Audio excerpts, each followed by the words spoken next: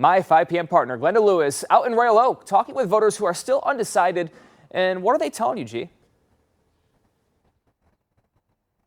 Well, good afternoon to you, Brian. And if you haven't, put your vote in a drop box or a mailbox. Hopefully, you'll be heading to the polls. But there are such strong opinions and convictions going into this election that there's a sense that voters who are still undecided are just still unsure about what answer will best support their beliefs. Proposition 2, I'm already decided yes on, because again, we need to make sure everything's secure here. Proposition 1, that one, I still need to do a lot more research on. So I am undecided on Proposition 1. It's because I'm not informed. All right, come on, lady, down. Good girl, good girl. Even on a sunny day in this Midtown dog park, Sierra Lloyd Mead and her father are still chasing answers about what Proposal 1 would mean for the future.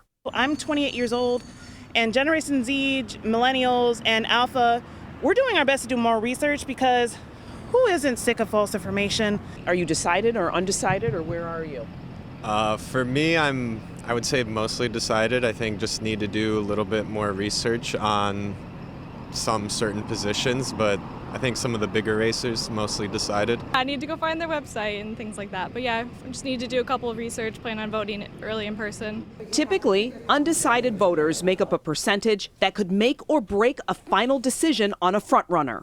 If you look at the polls, they're saying 4% are undecided. I would guess that's probably an overestimate. Wayne State University Associate Political Science Professor Brady Bayback says, in today's climate, it's not about being undecided as much as it is being uninformed. Because of the polarization of the national political scene, because of the inundation of information and media coverage and the ads and things like that, how can you not be aware of what's going on? Now, you might be confused about how you're going to vote, and does that truly mean you're undecided? Not necessarily, it just means you're not informed. The latest numbers from the state show 1.1 million Michigan voters have already submitted absentee ballots. That's a 73% increase from this same time in 2018. So you already decided? Oh, on everything, yes.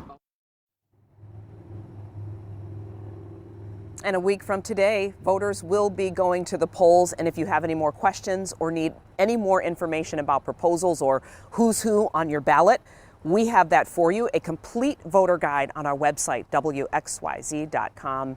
It's good up until the last minute. Check it out if you need to.